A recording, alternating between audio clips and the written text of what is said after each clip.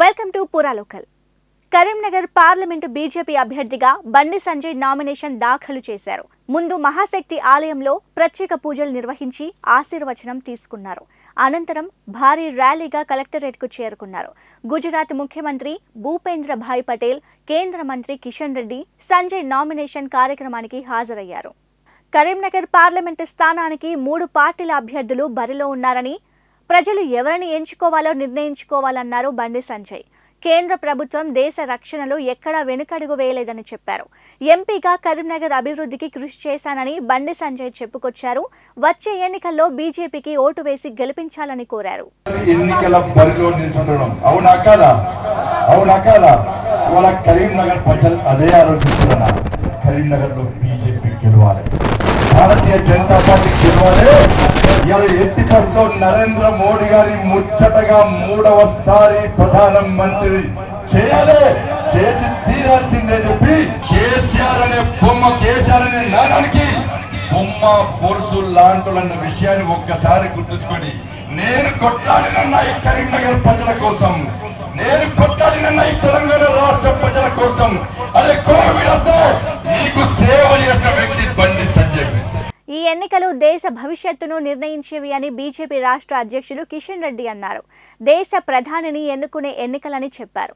అన్ని రంగాలలో దేశం అభివృద్ధి పథంలో దూసుకుపోవాలంటే బీజేపీ ప్రభుత్వం ఏర్పాటు కావాలన్నారు. గ్రామాన తిరిగి కార్యకర్తలు ఎత్తిన జెండా దించకుండా ముందుకు సాగాలన్నారు. కాంగ్రెస్ పార్టీకి ఎందుకు ఓటు వేయాలని సీఎం రేవంత్ రెడ్డిని ప్రశ్నించారు. 6 గ్యారంటీలతో గారడి చేసి ప్రజలను మోసం చేశారన్నారు. అన్ని రకాలుగా అభివృద్ధి ముందుకెళ్లాలా అని నిర్ణయించేటువంటి ఎన్నికలు.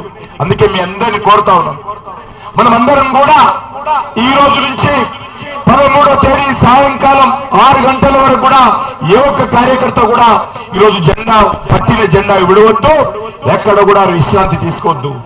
ఈ రోజు ఈ రాష్ట్రంలో నేను ఒకటే అడుగుతాను, కాంగ్రెస్ పార్టీకి ఎందుకు ఓటేయాలో రేవంత్ రెడ్డి చెప్పాలా.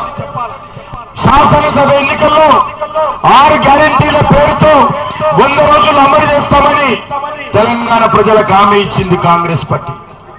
కానీ ఈరోజు రైతులకు సంబంధించినటువంటి రుణమాఫీ కానీ, ఎకరానికి 15,000 కానీ, రైతు కూలీలకు 15,000 కానీ, కౌలు రైతులకు 15,000 కానీ, లేకపోతే ఈరోజు క్వింటాల్ ధాన్యానికి 500 బోనస్ కానీ ఏది కూడా ఇవ్వలేదు. లోక్సభ ఎన్నికల్లో ఇప్పటికే గుజరాత్ లో బీజేపీ ఖాతా తెరిచిందని గుజరాత్ ముఖ్యమంత్రి భూపేంద్ర భాయ్ పటేల్ అన్నారు. సూరత్ లోక్సభ స్థానాన్ని బీజేపీ ఏకగ్రీవంగా గెలుచుకుందన్నారు. నరేంద్ర మోదీ నేతృత్వంలో 400 సీట్లలో విజయం సాధిస్తామని ధీమా వ్యక్తం చేశారు.